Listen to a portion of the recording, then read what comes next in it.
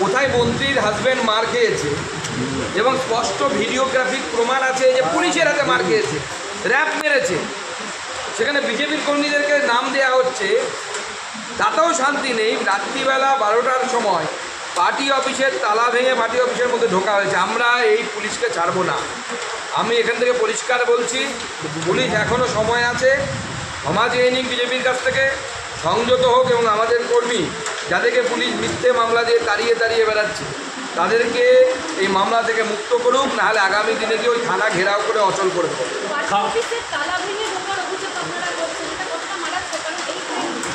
না না, এটা মারাত্মক ব্যাপার।